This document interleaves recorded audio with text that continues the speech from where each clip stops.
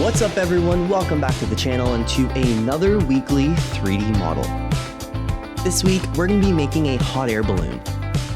Now right before we get started, we need to find some reference. So I quickly jumped on Google Images and searched up some random hot air balloons, and I found a few images that I thought looked interesting.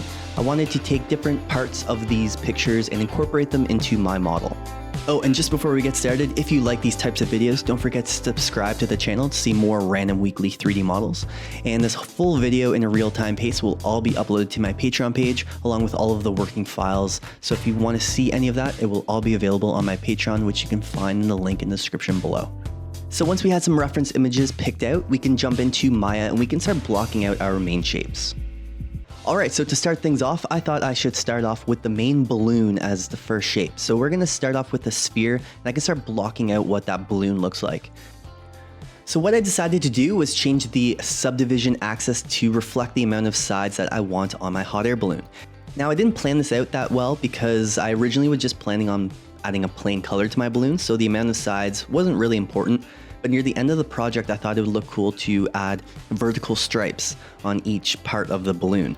Now, because I didn't add all of these sides up correctly, one of those sides is a little bit wider than all the other ones. So if you look at the final renders, one of those red strips that I have going up the balloon is actually 3 panels wide instead of 2 like all the other ones.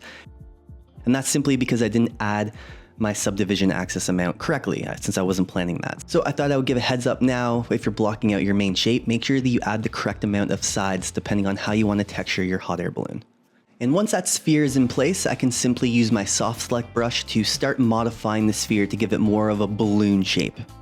Alright, so now that we have that main balloon shape in place, now we need to add all of that rope that's helping hold that balloon so it doesn't fly away.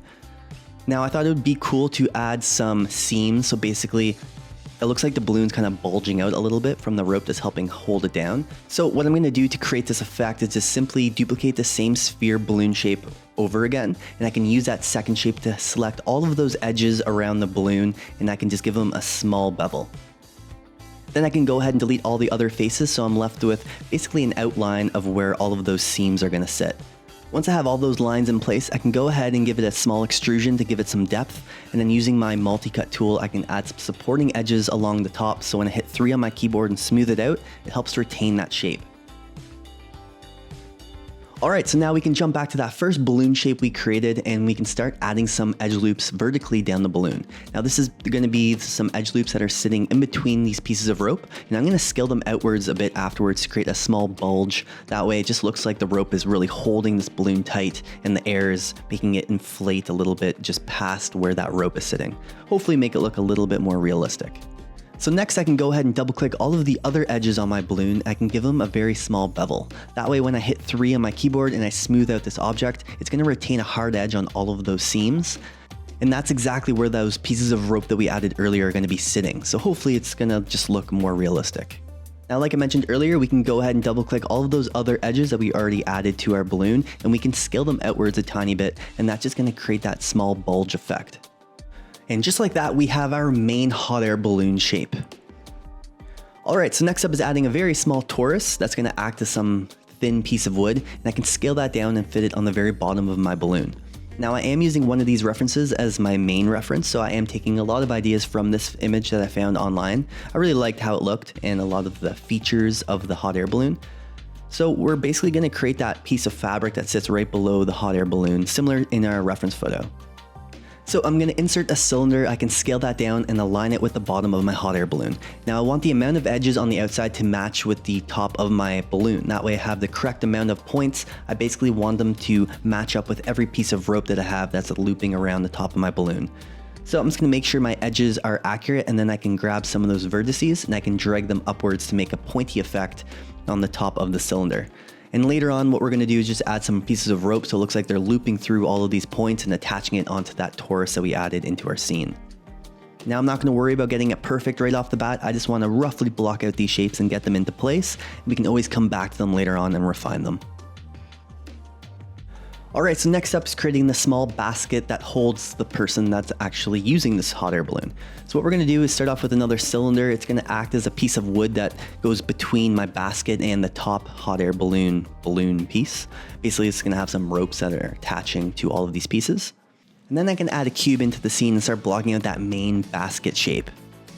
Now there are a lot of different types of baskets from hot air balloons on Google Images. I just picked one that I thought looked interesting, like this reference photo here, and I decided to make it similar to this.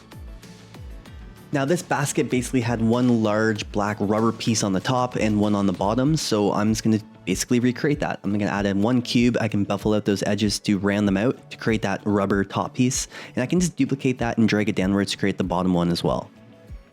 Now there's also some wood panels pieces on the very bottom, that way it can just sit on the ground, so we're just going to simply insert a cube and I can block out those pieces of wood as well and duplicate those over to create some supports on the bottom of my basket. Alright, so next up was adding some pieces of rope to attach all of these pieces together. So I'm simply going to add in a cylinder. I can drag that very long to create a small tube shape that's going to act as my piece of rope. And I can attach that to my hot air balloon down to that middle piece of wood, and as well as from that middle piece of wood down to my basket. Now I'm just going to create a few of them. I'm not going to create all of them since it's just going to be unnecessary work. We're just going to UV some of them and I can duplicate them all once they're UV'd afterwards. So rather than redoing all of these afterwards, I'm really quickly just going to UV one of these long ones. So I'm just going to do a camera-based projection. I'm going to remove those top and bottom faces from the cylinder, and I can add one cut on the very inside. That way we don't see the seam on the outside of the cylinder. And then once that's all laid out into my UV editor, I can simply just start duplicating all of these pieces of rope for all the other corners on this basket. Alright, so next up is blocking out the main motor shape, I guess the flamethrower object that actually blows the hot air into the balloon. So I used, once again, another reference photo I found online, and this photo had a great angle of what this motor flamethrower object actually looks like. I'm not sure actually what it's called, but we're just going to block out something that looks similar to this. So as you can see, I just duplicated that same rubber black object on my basket and I dragged it up and I just scaled it down to create that metal pole that's going to help hold this whole flamethrower object into place. We don't want that falling off because that would be quite dangerous. I then can just add some simple cylinders and start extruding and bridging them together to create some sort of looped round shape that's going to attach to this pole, and that's going to help basically hold my motor in place. Alright, so next was creating that flamethrower object. Now I'm not going to go through the full process, it's pretty straightforward. I was just following the reference photo to create something that looks similar. I'm not actually really sure how these objects work or how they function, but I just wanted it to look somewhat accurate to my reference. So we're just going to add some simple shapes, start blocking out those objects. Now if you're interested in seeing the whole process, all of this will be uploaded to my Patreon page as always, so you can see the full-time video, which includes everything as well as all the working files. So if you want to download them to your computer and take a look at them, you can do that as well. And all of that will be available in the link in the description below. But for now, let's just block out a simple motor or flamethrower, and then we can just duplicate it over to create the second one that sits right beside it. And don't forget to add a few attachments, that way this motor or flamethrower isn't just sitting in air, it needs to be attached to this metal frame. So just by adding a few simple cylinders, we can position those into place and help hold this flamethrower onto our metal object. So next up is creating some large tanks that help hold the gas or propane or whatever it is that help basically fuel these flamethrower objects.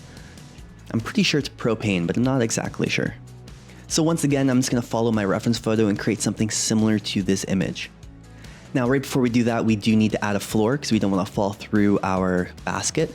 So as you can see, I just added a simple plane, added a few edge loops just to fit that into the bottom of my basket. And then we can start simply just blocking out this cylinder shape.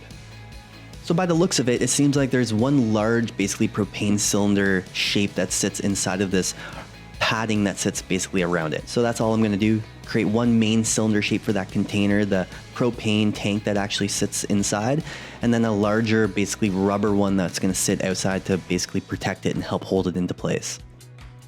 As well as the top, I need some sort of dial or little knob that you can turn it on and off. And then I'm going to add some sort of hose that basically runs the whole way up to that flamethrower piece. So once again, I'm not going to overcomplicate this. I just want to simplify these shapes and get them basically blocked out into position, and we can always come back and refine them afterwards.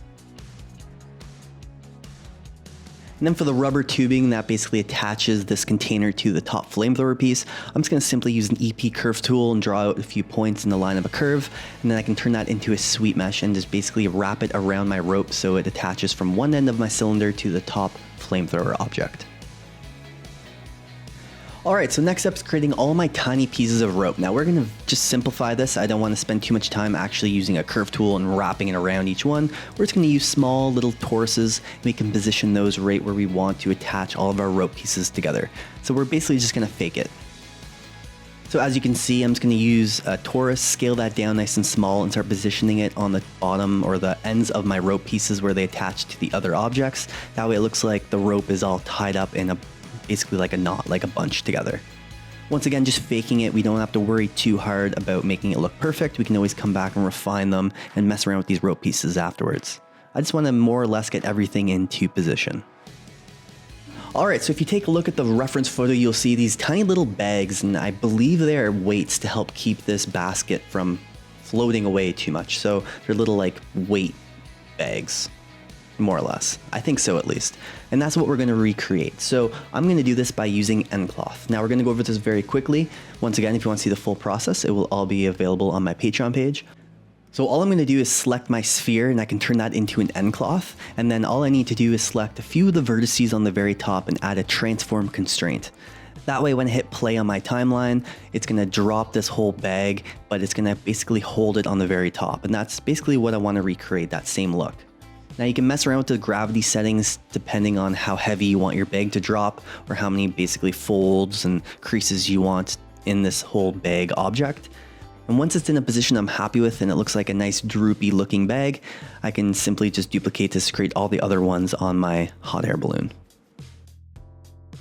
And once I have one bag that I'm happy with, I can just position that on the side of my basket. And I'm just going to extrude some of those top faces or edges to create some sort of folding effect. Now I'm not going to worry about them right now. I'm just going to block out those folding pieces.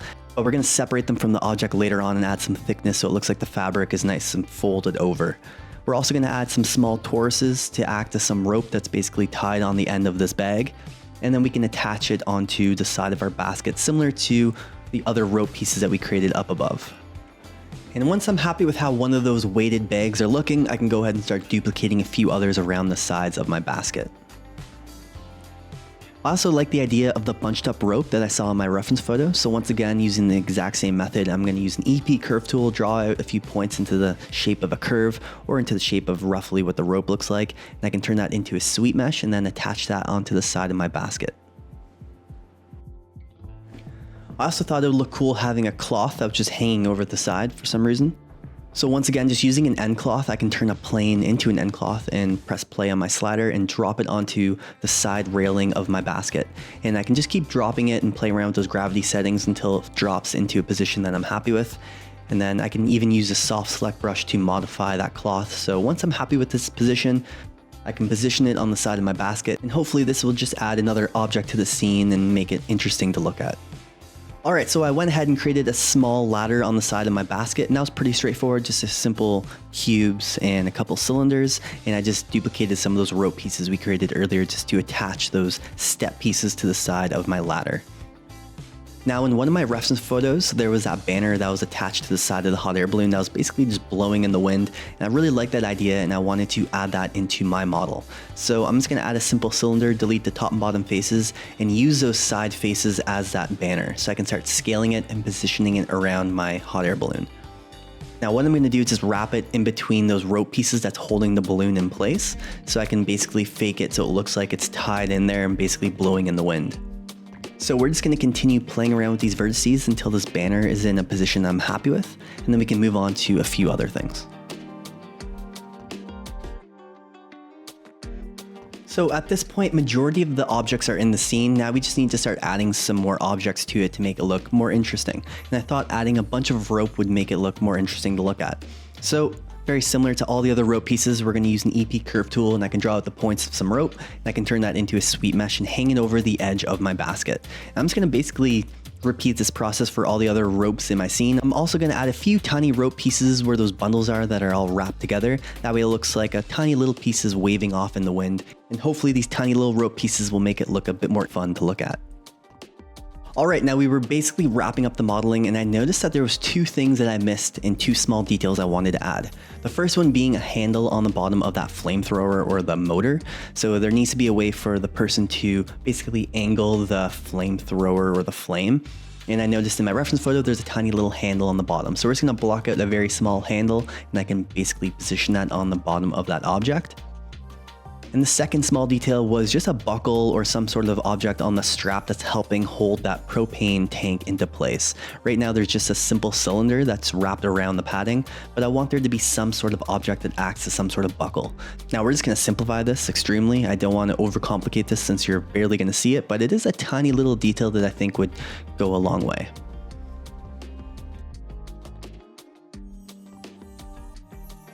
Alright, so that basically wraps up all of the 3D modeling. Now I still added a few tiny objects while doing the UVs, and I will really quickly go over those UVs and how I prepared this model for Substance, and I will also go over which objects I decided to add. Alright, so here is the model, the hot air balloon, in its finished form. Now, like I mentioned, there were a few tiny details that I decided to add. I really do never know when to quit, but I thought these tiny details would go a long way. So one of them was this hook. I decided, it was in one of my reference photos actually, and I thought that was a great idea to add some sort of like metal hook that you can help attach yourself onto things. So I just really quickly modeled one of these and attached it onto the side of the basket. And as you can probably tell, I also decided to add these. So originally, I just removed them from my model that I was originally making, just because I thought that it would just be nice just to have it plain and just add that material onto this basket in Substance Painter. But while looking at my reference photo, I noticed how almost every basket I was looking at had some sort of rope or something that was wrapped around it. So I decided to quickly add these pieces of rope around the outside. Now I'll show you how I did that. I did it fairly quickly. So I'll show you just by copying one of these over. So I use this top barrier as my main object to create the rope. So I just copied that. I'll jump into another Maya scene and I'll show you what I did. So basically all I did was select one of these outside edges. And if you go up to Windows, you can actually, modify, you can go down to convert, and I converted the polygon edges to curve. And that's just gonna create a curve from that edge. So you can delete that, and now I have a nice edge. So using sweep mesh like we always use, I decided to turn this curve into a sweep mesh, and I just dragged that size, the scale down quite small. Now to have that curvy effect to it, I just turned the distribution on and basically just turned up the twist. I brought the number down to only 2 since I only had 2 of them, and basically just increased this twist quite a lot, so maybe like 30. As well as the precision, you want there to be polys, otherwise it's gonna look really blocked out.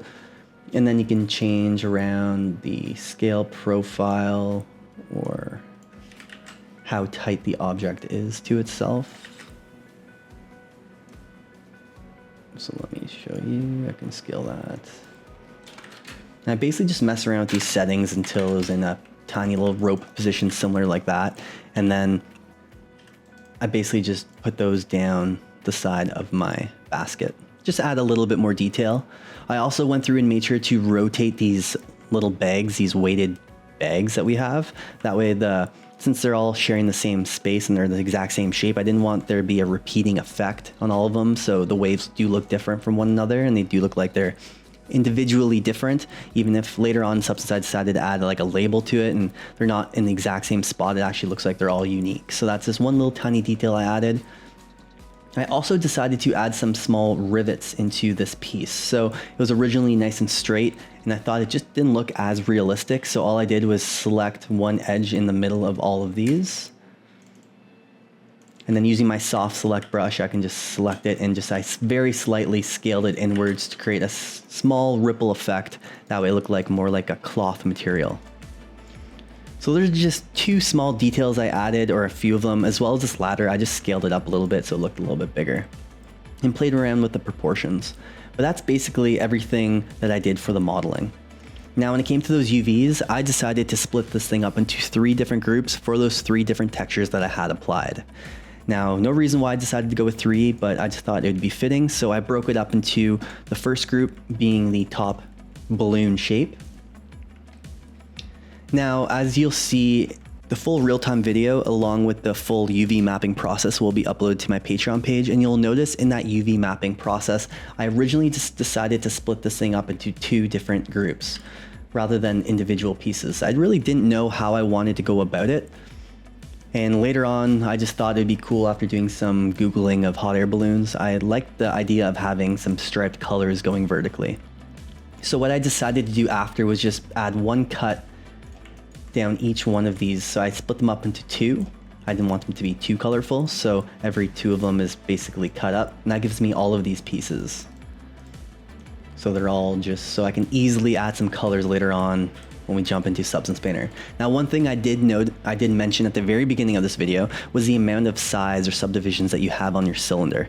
So originally I wasn't planning on doing this, so I didn't really count the sides too well, but if you look at each one that's cut, one of them is actually 3.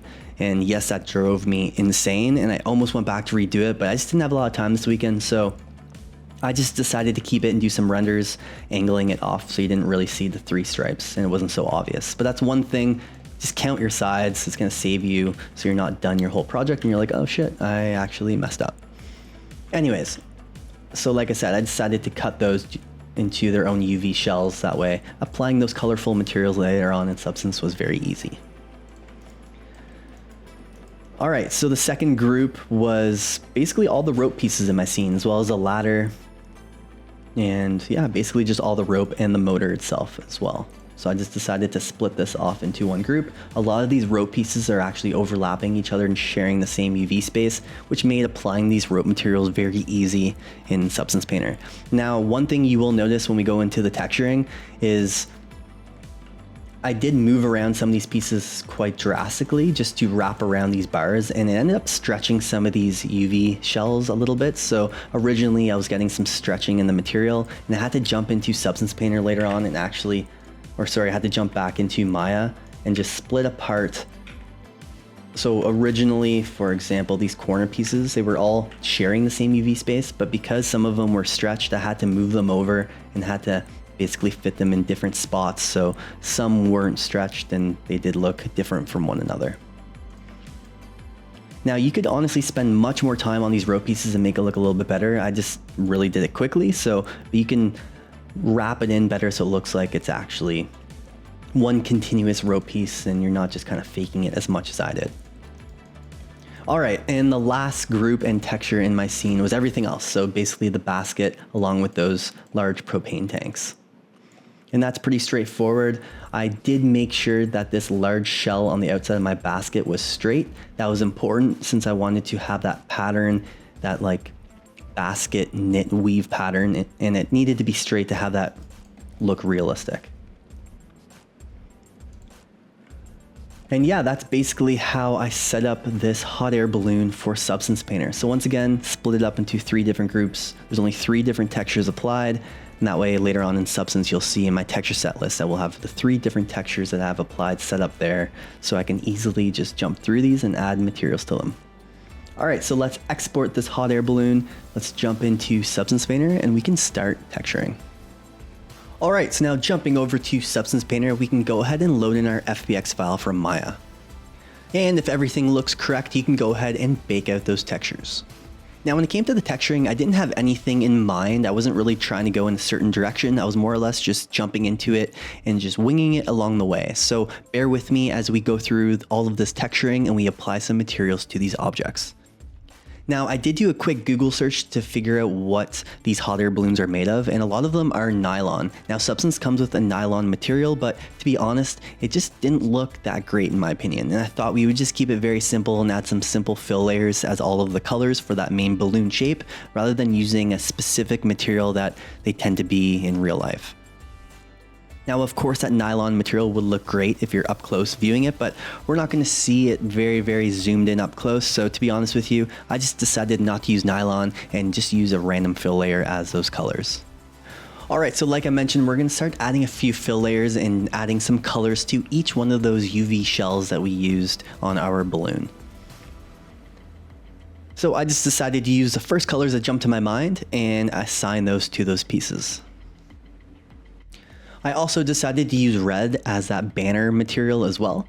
And then for the bottom piece that sits right below the balloon, I decided to use red as well. Now, luckily, while I was doing the modeling, I honestly didn't plan this out, but there's a nice edge loop that goes across or around that bottom piece that's on the top and bottom. So I decided to work with that and basically color that top strip a blue and as well as the bottom and leave the middle red. And then I added a simple wood smart material that comes with Substance to those other objects. Alright, so next were all those rope pieces. Now this is pretty straightforward. I used a rope material that comes with Substance. Now I believe it comes with Substance, and this may be a downloaded material that I use from the Substance website, which is free to all Substance users. So check out those materials, there's so many on there that you can use. But I have this rope material that's in my program, and I just simply assign that to all of those rope mesh pieces. Now, to be honest, I wasn't worrying too much about colors or how everything is looking. I more or less just wanted to fill in these empty meshes with some sort of material, and then we can just refine them down the road to get them closer to what we had in mind. And as you can probably tell, I wasn't paying attention to the textile density or the size of these UV shells compared to one another. So as I'm applying this rope material, some of them are very large and some of them are small. So what I will have to do to work around this, just because I didn't plan it out too well, is just assign different rope materials to different pieces depending on how large that UV shell is in my UV map. So for example, some of them are very small UV shells. So what I'll have to do is duplicate that same rope material over and just change the scale of that material so they look all accurate to one another. So next were those steps on my ladder, and I just used a wood smart material that comes with Substance and simply just assigned it to those meshes. And then for the motor or flamethrower piece, not exactly sure what to call it, but I just followed the colors that were similar in my reference photo. So a bronze sort of material on the tip, and then just some straightforward simple metal materials for everything else.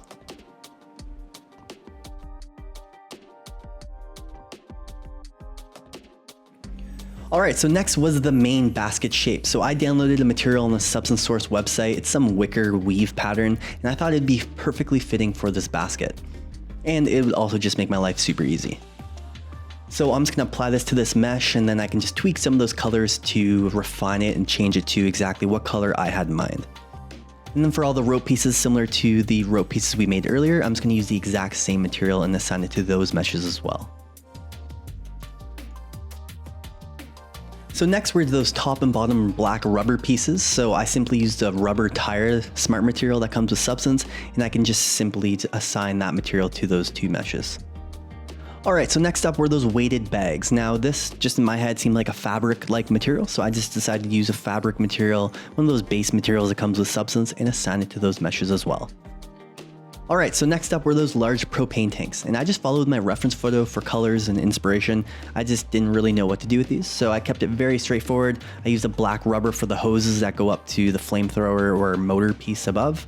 And then for the outside rubber piece, I used a red similar to the reference, and everything else was some sort of metal material. As well as those large straps that help hold these tanks in position so they don't fly around everywhere, I just used another black rubber-like material for those. I kept everything very straightforward. I wasn't obsessing over getting everything perfect right off the bat. I just wanted, like I mentioned earlier, just to fill in all these meshes with some sort of material, and then I can always come back and refine them.